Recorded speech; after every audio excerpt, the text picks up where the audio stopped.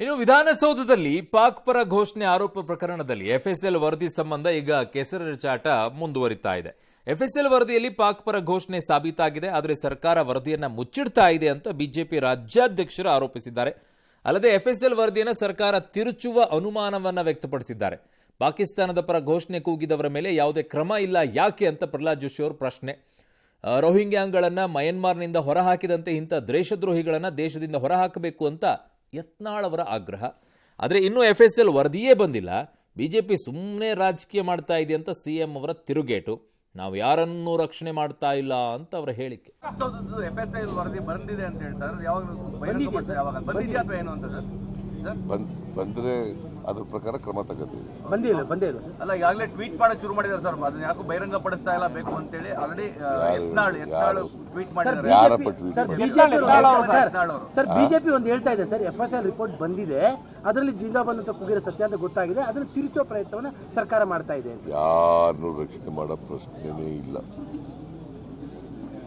ತಪ್ಪಿತಸ್ಥರಿಗೆ ಶಿಕ್ಷೆ ಮಾಡ್ತಕ್ಕಂಥದ್ದನ್ನು ನಮ್ಮ ಸರ್ಕಾರ ಮಾಡೇ ಮಾಡ್ತಾರೆ.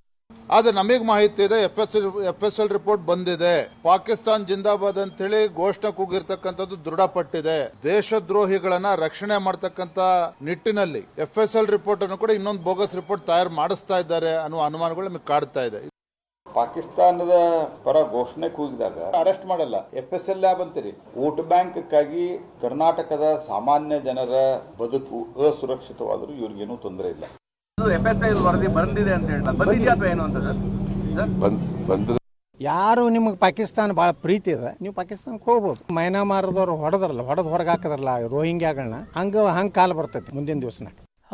ರಾಜ್ಯದಲ್ಲಿ ಇನ್ನು ಆಪರೇಷನ್ ಕಮಲಕ್ಕೆ ಬಿಜೆಪಿ ಮುಂದಾಗಿದೆ ಅನ್ನುವಂಥ ಆರೋಪ. ಕಾಂಗ್ರೆಸ್ನ ಒಬ್ಬೊಬ್ಬ ಶಾಸಕರಿಗೆ 50 ಕೋಟಿ ಆಫರ್ ಮಾಡ್ತಾ ಇದೆ ಅಂತ ಸಿಎಂ ಸಿದ್ದರಾಮಯ್ಯನವರು ಆರೋಪ ಮಾಡಿದ್ರು. ಅದಕ್ಕೆ ಬಿಜೆಪಿಗರು ಸಾರಾ ಸಗಟಾಗಿ ತಳ್ಳಿ ಹಾಕ್ಬಿಟ್ಟಿದ್ದಾರೆ. ಏನು ಒಪ್ಕೊಳ್ತಾರಾ? ಇಷ್ಟೊಂದೆಲ್ಲ ತಗೊಂಡು ಖರೀದಿ ಮಾಡ್ತಾ ಇದ್ದಂತೆ ಯಾರು ಒಪ್ಕೊಳ್ತಾರೆ? ಇದು ಶುದ್ಧ ಸುಳ್ಳು ಅಂತ ಬೊಮ್ಮಾಯಿ ಅವರು ಹೇಳಿದ್ದಾರೆ. ಇದು ಅಟೆನ್ಷನ್ ಡೈವರ್ಟ್ ಗಿಮಿಕ್ ಅಂತ ಅಶೋಕ್ ಅವರದ್ದು.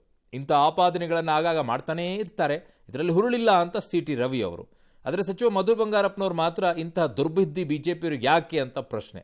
ಈ ಪ್ರಯತ್ನ ಫಲ ಕೊಡಲ್ಲ ಅಂತ ಹೇಳ್ತಾ ಇದ್ದಾರೆ. ಇದು ಶುದ್ಧ ಸುಳ್ಳು. ಇತ್ತೀಚೆಗೆ ಸಿದ್ದರಾಮಯ್ಯ ಅವರು 100 ಬಾರಿ ಸುಳ್ಳು ಹೇಳಿದ್ರೆ ಸತ್ಯ ಆಗುತ್ತೆ ಅನ್ನುವಂಥದ್ದು ಫಾರ್ಮುಲಾ ಹಿಡ್ಕೊಂಡು ಬಿಟ್ಟಿದ್ದಾರೆ. ಯಾರಿಗೆ ಯಾರು ಆಫರ್ ಕೊಟ್ಟರು, ಯಾವ MLA ಆಫರ್ ಕೊಟ್ಟರು, ಯಾರು ಲೀಡರ್ ಆಫರ್ ಕೊಟ್ಟರು, ಎಲ್ಲ ಬಹಿರಂಗ ಪಡಿಸ್ಬೇಕು.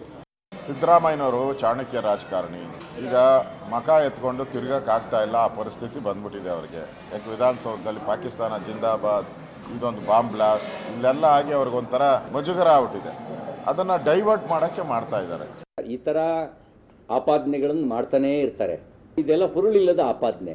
ಈ ಥರ ಆಪಾದನೆಗಳನ್ನು ಮಾಡ್ತಾನೇ ಇರ್ತಾರೆ. ಇದೆಲ್ಲ ಹುರುಳಿಲ್ಲದ ಆಪಾದನೆ.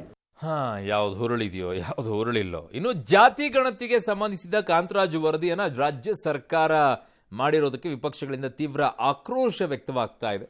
ಸಿಎಂಗೆ ತಾಕತ್ತಿದ್ರೆ ಜಾತಿ ಗಣತಿಯನ್ನ ಸಂಪುಟದಲ್ಲಿ ಇಡ್ಲಿ, ವಿಧಾನಸೌಧದಲ್ಲಿ ಚರ್ಚೆಗೆ ಇಡ್ಲಿ, ಕಾಂಗ್ರೆಸ್ನವರೇ ಪರಸ್ಪರ ಹೊಡೆದಾಡಿಕೊಳ್ಳದಿದ್ರೆ ನೋಡಿ ಅಂತ ಈಶ್ವರಪ್ಪನವರು ಭವಿಷ್ಯ ಬೇರೆ ನುಡಿಯಕ್ಕೆ ಶುರು ಮಾಡಿಬಿಟ್ಟಿದ್ದಾರೆ. ಹೊಸದೇನಲ್ಲ, ಹಿಂದೇನೋ ಭವಿಷ್ಯ ನುಡಿತಾ ಇದ್ರು ಅವರು. ರಾಜ್ಯದ 2ನೇ ಅತ್ಯಂತ ದೊಡ್ಡ ಸಮುದಾಯವನ್ನು ಅಲ್ಪಸಂಖ್ಯಾತರೆಂದು ಅಪಮಾನ ಮಾಡಬೇಡಿ ಅಂತ CT ರವಿ ಕಾಲೆಳೆದಿದ್ದಾರೆ. ಆದರೆ ವರದಿಯಲ್ಲಿ ಏನಿದೆ ಅನ್ನೋದು ಸ್ವತಃ ಸಿಎಂಗೂ ಗೊತ್ತಿಲ್ಲ, ಸುಮ್ಮನೆ ಊಹೆ ಮಾಡ್ಕೊಂಡು ಮಾತನಾಡೋದು ಬೇಡ ಅಂತ ಸಚಿವ ಚೆಲುವರಾಯಸ್ವಾಮಿ ಅವರ ಸಮಜಾಯಿಷಿ. ಓಕೆ, ಆದರೆ ಶಾಮನೂರು ಶಿವಶಂಕರಪ್ಪನವರು ಕೂಡ ಇವತ್ತು ಗರಂ ಆಗಿದ್ದಾರೆ. ತಾಕತ್ತಿದ್ರೆ ಸಚಿವ ಸಂಪುಟದಲ್ಲಿ ಮಂಡನೆ ಮಾಡಲಿ, ವಿಧಾನಮಂಡಲ ಚರ್ಚೆಗೆ ಬಿಡ್ಲಿ. ಕಾಂಗ್ರೆಸ್ನವರೇ ಹೆಂಗ್ ಬಡದಾಡ್ತಾರೆ ನೋಡುವಂತ್ರಿ. ಇಡೀ ಕರ್ನಾಟಕ ರಾಜ್ಯದಲ್ಲಿ ಜಾತಿಗೆ ಬೆಂಕಿ ಹಚ್ಚಂತ ವ್ಯವಸ್ಥೆನ ಸಿದ್ದರಾಮಯ್ಯನವರು ಮಾಡಿದ್ರು. ಅವ್ರಿಗೆ ತಾಕತ್ತಿದೆ.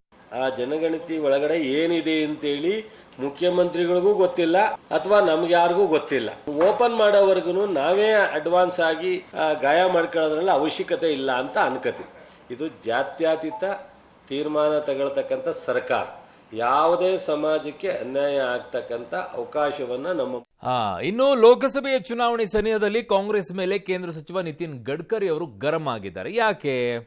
ಯಾವುದೋ ಒಂದು ಕಾರ್ಯಕ್ರಮ ಇತ್ತು, ತಾವೊಂದು ಹೇಳಿಕೆಯನ್ನು ಕೊಟ್ಟಿದ್ರು, ಅದನ್ನು ತಿರುಚಿ ಸೋಷಿಯಲ್ ಮೀಡಿಯಾದಲ್ಲಿ ಕಾಂಗ್ರೆಸ್ ಹಾಕ್ಕೊಂಡಿದೆ ಅಂತ ಆರೋಪಿಸಿ AICC ಅಧ್ಯಕ್ಷ ಮಲ್ಲಿಕಾರ್ಜುನ್ ಖರ್ಗೆ ಅವರು ಮತ್ತು ಜೈರಾಮ್ ರಮೇಶ್ ಅವರಿಗೆ ನಿತಿನ್ ಗಡ್ಕರಿ ಅವರು ಲೀಗಲ್ ನೋಟಿಸ್ ಅನ್ನು ಕಳಿಸಿದ್ದಾರೆ. ತಮ್ಮ ಹೇಳಿಕೆಯ ಸಂದರ್ಭ, ಉದ್ದೇಶವನ್ನ ಮರೆಮಾಚಿ ತಪ್ಪು ಅರ್ಥ ಬರುವಂತೆ ವಿಡಿಯೋದಲ್ಲಿ ಬದಲಾವಣೆ ಮಾಡಿದ್ದಾರೆ. ಜನರಲ್ಲಿ ಗೊಂದಲ ಸೃಷ್ಟಿಸಲು, ನನ್ನ ಘನತೆಗೆ ಕುಂದುಂಟು ಮಾಡಲು ಕಾಂಗ್ರೆಸ್ ಪ್ರಯತ್ನಿಸಿದೆ. ಈ ನೋಟಿಸ್ ತಲುಪಿದ 24 ಗಂಟೆಯಲ್ಲಿ ವಿಡಿಯೋ ಡಿಲೀಟ್ ಮಾಡಬೇಕು, 3 ದಿನದಲ್ಲಿ ಲಿಖಿತವಾಗಿ ಕ್ಷಮೆ ಕೇಳಬೇಕು ಎಂಬ ವಿಚಾರ ನೋಟಿಸ್ನಲ್ಲಿ ಇದೆಯಂತೆ. ಗ್ರಾಮೀಣ ಜನ, ರೈತರು, ಕಾರ್ಮಿಕರು ಸಂತೋಷವಾಗಿಲ್ಲ, ಗ್ರಾಮಗಳಲ್ಲಿ ಒಳ್ಳೆಯ ರಸ್ತೆಗಳಿಲ್ಲ, ಕುಡಿಯುವ ನೀರು, ಆಸ್ಪತ್ರೆ, ಶಾಲೆ ಲಭ್ಯವಿಲ್ಲ ಅಂತ ಏನೋ ಅವರು ಸ್ಟೇಟ್ಮೆಂಟ್ ಇತ್ತಂತೆ. ಮುಂದಿನ ಭಾಗ ಯಾವುದು ಇಟ್ಟಿಲ್ಲ, ಹಿಂದಿನ ಭಾಗನೂ ಯಾವುದು ಹಾಕಿಲ್ಲ. ಆ ಹೇಳಿಕೆಯನ್ನು ಮಾತ್ರ ಕಟ್ ಮಾಡ್ಕೊಂಡ್ಬಿಟ್ಟು ಕಾಂಗ್ರೆಸ್ನವರು ತಮ್ಮ ಸೋಷಿಯಲ್ ಮೀಡಿಯಾದಲ್ಲಿ ಹಾಕ್ಕೊಂಡಿದ್ದಾರೆ. ಜೊತೆಗೆ ಕೇಂದ್ರ ಸರ್ಕಾರವನ್ನು ತರಾಟೆಗೆ ತೆಗೆದುಕೊಂಡಿದ್ರಂತೆ.